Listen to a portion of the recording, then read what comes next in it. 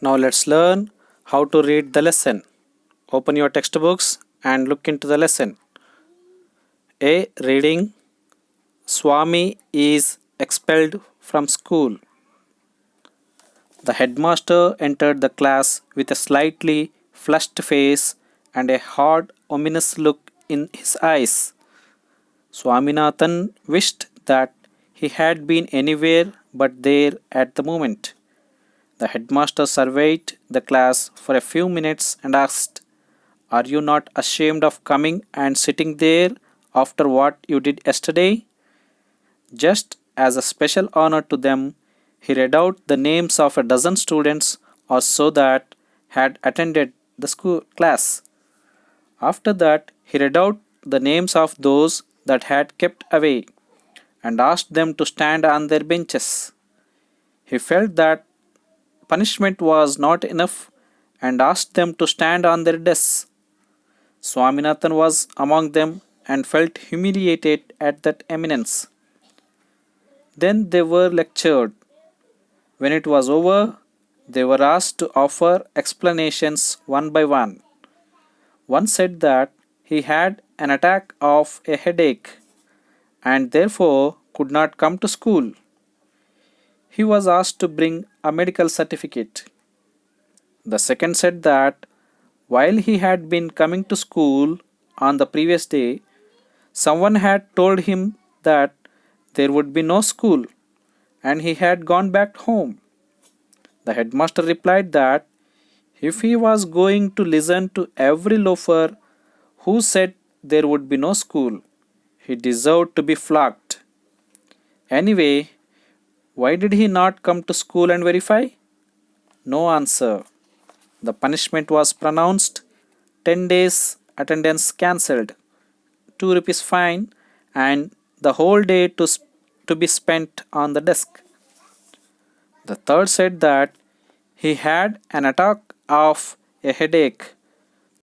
The fourth said that he had stomachache. The fifth said that his grandmother died suddenly just as he was starting for school. The headmaster asked him if he could bring a letter from his father. No, he had no father. Then who was his guardian? His grandmother. But the grandmother was dead. Was she not?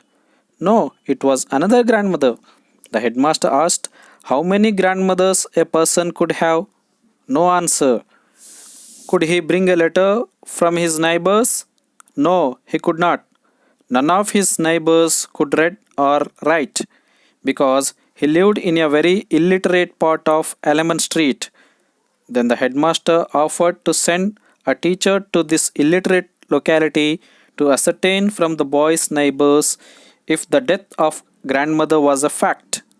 A pause, some perspiration, and then the answer that the neighbors could not possibly know anything about it, since the grandmother died in the village. The headmaster hit him on the knuckles with his cane, called him a street dog, and pronounced the punishment 15 days suspension. When Swaminathan's turn came, he looked around helplessly. Rajam sat on the third bench in front and resolutely looked away. He was gazing at the blackboard intently. Now turn to the next page. Yet the back of his head and the pink ears were visible to Swaminathan. It was an intolerable sight. Swaminathan was in acute suspense lest that head should turn and fix its eyes on his. He felt that he would drop from the desk to the floor if that happened.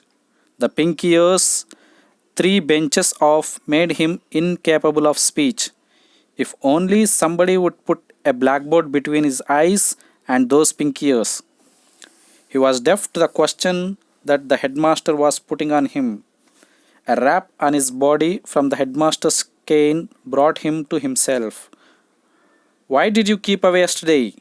asked the headmaster. Looking up, Swaminathan's first impulse was to protest that he had never been absent. But the attendance register was there. "No, no, I was stunned. I tried to come, but they took away my cap and burnt it. Many strong men held me down when I tried to come. When a great man is sent to gaol, I am surprised to see you a slave of the Englishmen. Didn't they cut off Dhaka Muslin slaves of slaves?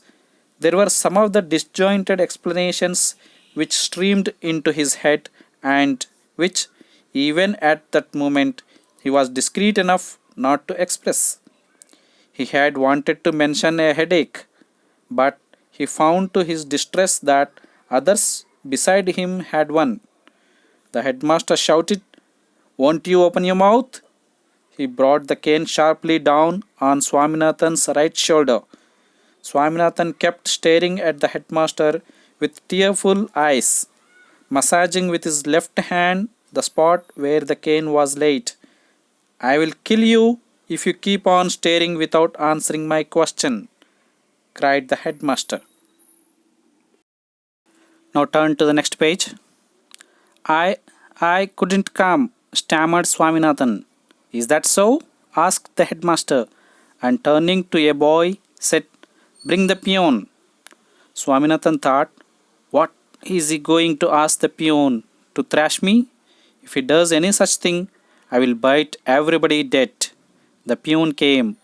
The headmaster said to him, "Now say what you know about this rascal on the desk." The peon eyed Swaminathan with a sinister look, grunted, and demanded, "Didn't I see you break the panes of the ventilator in my room?" added the headmaster with jest. Here there was no chance of escape.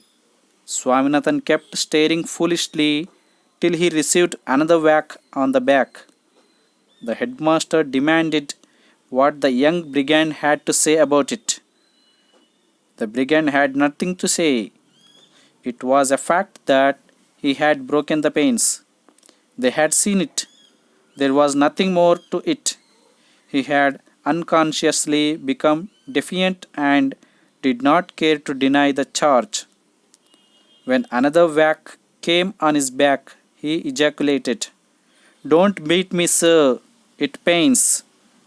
This was an invitation to the headmaster to bring down the cane 4 times again. He said, "Keep standing here on the desk, staring like an idiot, till I announce your dismissal." Every pore in Swaminathan's body burnt with the touch of the cane. He had a sudden flood of courage, the courage that comes of desperation. He restrained the tears that were threatening to rush out, jumped down, and grasping his books, rushed out muttering, "I don't care for your dirty school." R.K. Narayan.